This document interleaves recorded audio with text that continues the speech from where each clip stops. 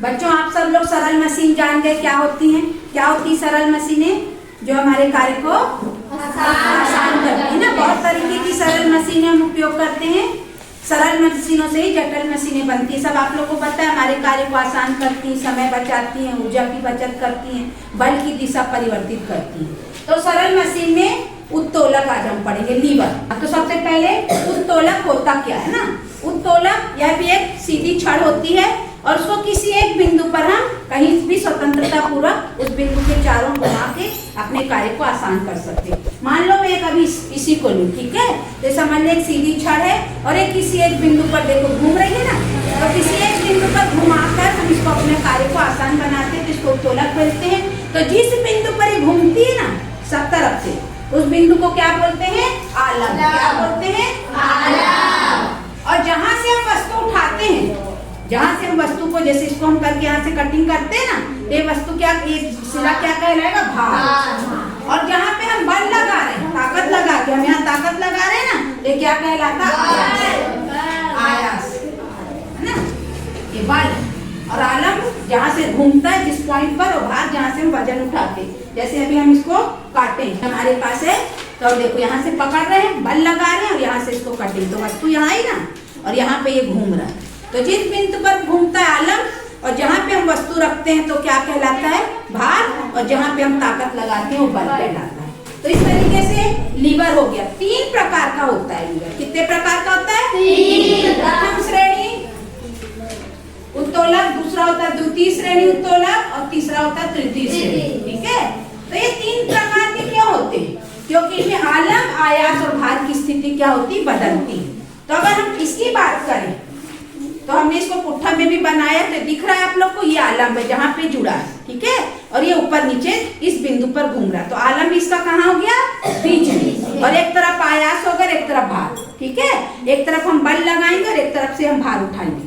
तो जब जिसमें आलम में बीच में होता है कौन सी श्रेणी का उत्तोलक होता है? प्रथम। ठीक है। इसके बहुत सारे उदाहरण है। किस चीज का उदाहरण है? आप लोग मेला में जाते होगे, कानन पेंडाली, तो देखिए शीशा झूला है ना, यहाँ पे एक जन वजन के बैठ के इसको नीचे ऊपर करते हैं। तो ये तो प्रथम श्रेणी में आलम में क्या होता है? बीच में। क्या होता है? आलम बीच में, प्रथम श्रेणी में। तो ये हमारी जो है इसमें भी आलम में बीच में है ना। तो किस श्रेणी का उत्तोलक हो गया? प्रथम श्रेणी का उत्तोलक हो गया। ये देखिए ये क्या है? हथौड़ा। हथौड़ा भी यहाँ बीच में जुड़ा है। यहाँ पे हम इसको ऐसे ठोकेंगे और यहाँ पे बल लगाएंगे, तो ये भी कौन सी श्रेणी का उत्तोलक है? तो हथौड़ा भी प्रथम श्रेणी का उत्तोलक हो गया। ये आप लोग को दिख रही है? क्या है ये? इससे कचरा उठाते हैं ना, तो देखिए यहाँ पे जुड़ी हुई है ना ये, तो ये आलम हो गया। यहाँ पे हम पकड़ते हैं, यहाँ से हम भार उठाते हैं, कचरा यहाँ पे कचरा आता है ना, तो ये भी कौन सी श्रेणी के उत्तोलक हो गई? फिर मैं अभी बता रही 2-3 उदाहरण से, उसके बाद में बहुत सारी चीजें लाई तो उसमें पूछूंगी, तो तुम लोग फिर बताओगे ना ये कौन सी श्रेणी का। कुछ एग्जाम्पल में दिखा दे रही। तो ये प्रथम श्रेणी के उत्तोलक जिसमें आलम कहाँ होता है? बीच में। इतना समझ में आ गया? अब द्वितीय श्रेणी का उत्तोलक, ये हमारे पास हमने लाया है बना के कागज में, द्वितीय श्रेणी का उत्तोलक है। तो इसमें आपको दिख रहा आलम कहाँ है? सिरे पे है, सिरे पे आलम है देखो, और आयास और भार नीचे होंगे। तो द्वितीय श्रेणी के उत्तोलक में आलम कहाँ होता है? सिरे पर। ये देखो सबसे ऊपर सिरे पर है, यहाँ पे जुड़ा हुआ है। ठेला गाड़ी दिख रही? ये भी बड़ा वाला ठेला दिख रहा है, ये सब पुट्ठा से बना हुआ, यहाँ पे जुड़ा, तो ये हो गया आलम। अब इसमें भार और आयास, कहाँ पे भार रहेगा, कहाँ पे आयास, इस चीज को हमको देखना है। तो द्वितीय श्रेणी के उत्तोलक में जो होता है भार बीच में होता है, दिख रहा है? बीच में सारा सामान इकट्ठा होगा, कचरा पूरा भर भर के इसमें, और यहाँ पे हम क्या बल लगाएंगे, इससे घूमेगा ना ये, ऐसे ऐसे चलेगा ना ये, ऐसे ऐसे चलेगा ना ये, तो यहाँ पे क्या हो जाएगा? ये आयास, है ना, बल। और यहाँ पे हम बीच में क्या करेंगे? भार भरेंगे। तो ये हमारा कौन सा उत्तोलक हो गया? द्वितीय श्रेणी। आलम सबसे सिरे पर, है ना, और भार जो होगा बीच में और बल होगा नीचे, तो द्वितीय श्रेणी हो गया। कुछ उदाहरण फिर मैं और चित्र दिखाऊंगी तो उसमें से आप लोग बताओगे। अब है तृतीय श्रेणी। तृतीय श्रेणी में भी देखो आलम कहाँ है? ऊपर, लेकिन भार और आयास बदल गया। द्वितीय श्रेणी में नीचे क्या था? आयास था, भार बीच में था, तो इसमें क्या हो गया? चेंज हो गया। इसमें बल बीच में आएगा और भार नीचे। चिमटा देखे आप लोग घर में यूज करते हैं चिमटा?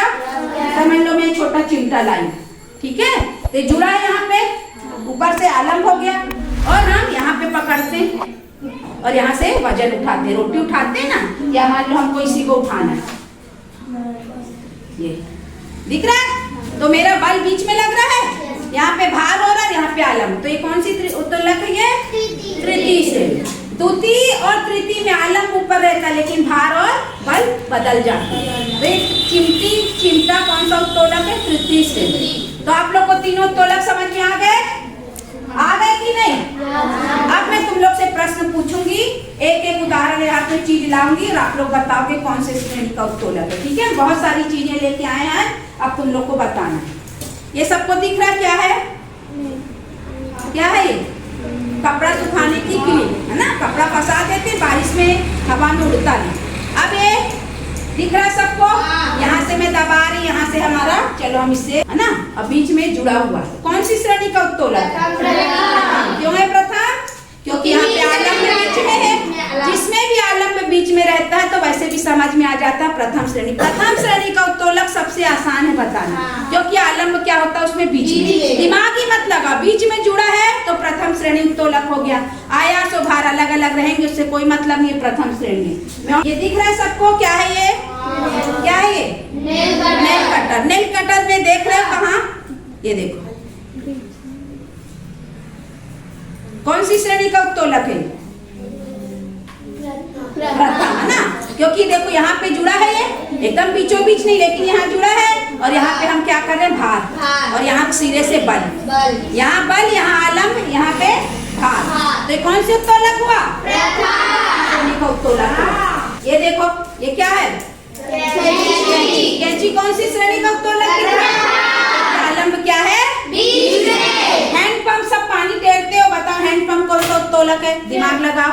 प्रथम है ना। हैंडपंप में भी यहाँ से अपन बल लगाते हैं, बीच में जुड़ा रहता है, नीचे से पानी आता है, तो हैंडपंप भी क्या है? प्रथम श्रेणी का उत्तोलक, है ना। ये सिरे पे जुड़ा हुआ है, क्या है ये? स्टेपलर ना, ये सिरे पर जुड़ा है। अब सिरे पर जुड़ा है तो पहला तो होगा नहीं, दूसरा और तीसरा होगा। अब सोचते हैं हम यहाँ पे बल कहाँ लगाते हैं? बल कहाँ लगा रहे हैं? बीच में। तो जब हम बल बीच में लगाते हैं तो कौन सा उत्तोलक बनता है? दूसरा कि तीसरा?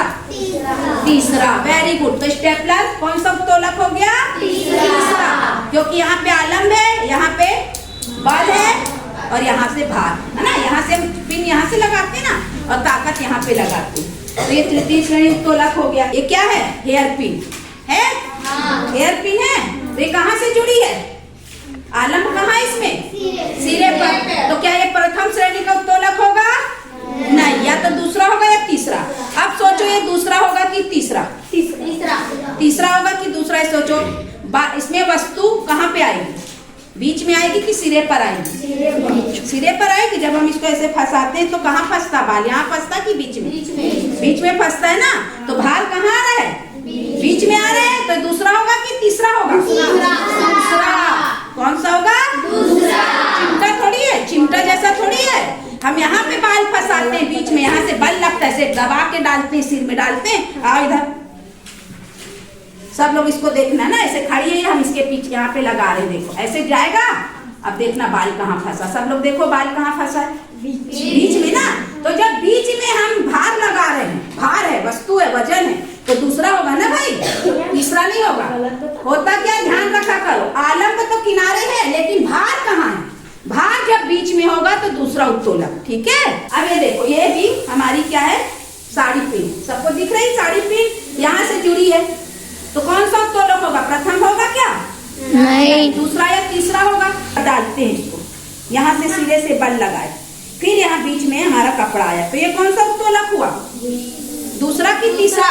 दूसरा। बीच में भार है ना, देखो बीच में पूरा भार है, बल यहाँ लग रहा है, यहीं से डाल रहे हैं, तो ये भी दूसरा उत्तोलक हुआ। ये भी एक अलग प्रकार की साड़ी पिन है, ये भी साड़ी पिन है ना। ये भी सेम यहाँ से जुड़ी है, यहाँ से जुड़ी दिख रही ना। ये आलम्ब हो गया, यहाँ से ये बल लगता है पिन, और बीच में कपड़ा आता है ना, भार। तो ये भी दूसरा हुआ कि तीसरा? दूसरा। तो होगा नहीं, क्योंकि आलम्ब तो बीच में है नहीं। पहला को पहचानना बहुत आसान है। अब ये देखो, ये जुड़ा पिन है, सबको दिख रही चिमटा जैसी जुड़ा पिन। अब ये कौन सा उत्तोलक है? चिमटा जैसी है, ये किनारे आलम्ब है ना, और इसको हम पूरा ऐसे फंसा देते हैं, है ना। तो ये भी क्या होगी? दूसरा। पूरे बाल क्या होते हैं? बीच में। और यहाँ किनारे से पूरा देखो ऐसे करेंगे हम अगर बाल को पूरा, देखो बाल कहाँ फंसेगा बीच में, ऐसे तो नहीं फंसेगा, ऐसे फंसेगा ना।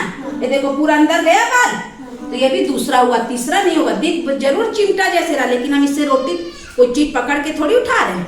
लेकिन जब हम इसका किसी चीज में उपयोग करेंगे, जैसे हम लोग पेंटिंग बनाते हैं तो नग वग उठाते हैं ना, तब ये तीसरा बन जाएगा। लेकिन जब इस हेयर पिन को हम जुड़ा में उपयोग कर रहे हैं, जुड़ा पिन को, तब ये कौन सी उत्तोलक रहेगी? दूसरी। ठीक है, ये क्या है? नींबू निचोड़ने का ना, सब देख रहे हैं नींबू निचोड़नी है ये। तो नींबू निचोड़नी का ये जो जुड़ा सिरा दिख रहा क्या है? आलम। क्या है ये? आलम। अब ये किनारे आलम हो गया, तो क्या ये प्रथम उत्तोलक है? अब ये दूसरा या तीसरा होगा। अब दिमाग लगाओ, दूसरा है कि तीसरा? दूसरा क्यों है? क्योंकि भार कहाँ है? बीच में। यहाँ नींबू लगा के दबा देते, तो ये भी दूसरा उत्तोलक हो गया। अब ये क्या है? पंचिंग मशीन है ना, इससे क्या करते हैं? छेद करते हैं। ठीक है, तो देखो ये घूम रहा है जो बीच में दब रहा है, क्या है? आलम। तो आलम कहाँ है? इसमें बीच में है, और यहाँ पे हम लगा के दबाते हैं। यहाँ बल है, ये देखो ये बल किनारे हो गया, जुड़ा हुआ हिस्सा बीच में, और यहाँ पे कागज। एक कागज दो, चलो छेदा जाएगा। हाँ, ये देखो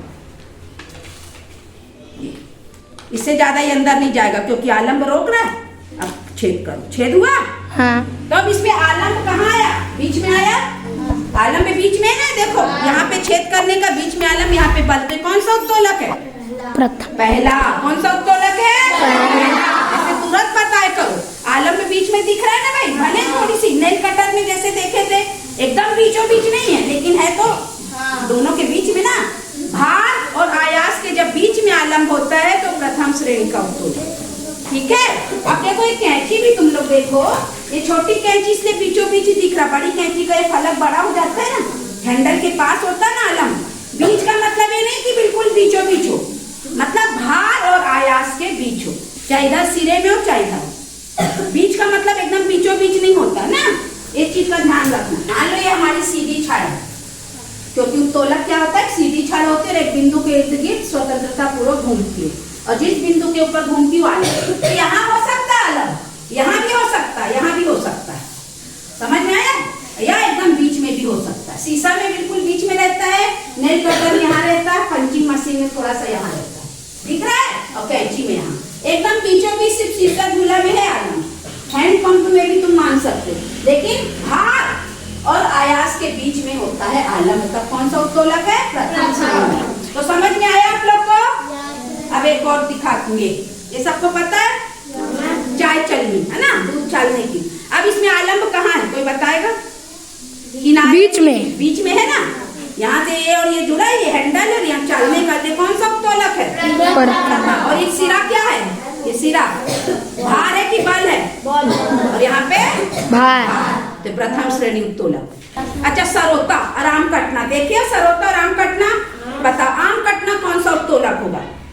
आम कटना में यहाँ पे हम वजन लगाते हैं और सिरे पे जुड़ा रहता है, और आम को कहाँ रखते? बीच में। तो भार बीच में, तो कौन सा उत्तोलक होगा? दूसरा। सरोता भी वही होता है ना, सुपारी काटने वाला, किनारे से जुड़ा रहता है, यहाँ से ऐसे दबाते हैं ना, सिरे से जुड़ा। जब भी सिरे से जुड़ा आलम में, सिरे में, तो दूसरा और तीसरा। भार बीच में, तो कौन सा उत्तोलक? दूसरा।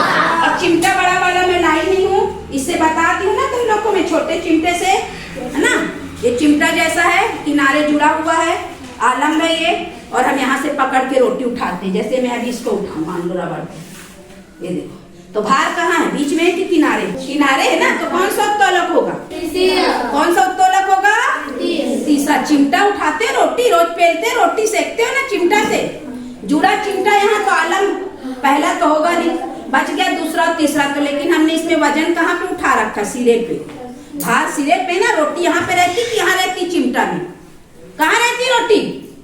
यहाँ रहती है, ऐसे किनारे रहती है।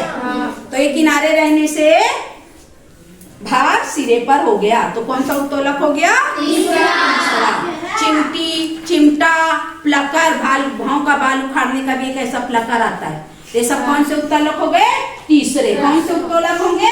तीसरे। अब ये बताओ, झाड़ू, झाड़ू कौन से उत्तोलक? यहाँ से बंधी है, बीच से यहाँ से बांधे हम, और यहाँ से पकड़ के झाड़ रहे हैं, और यहाँ से कचरा निकल रहा, तो कौन सा उत्तोलक है?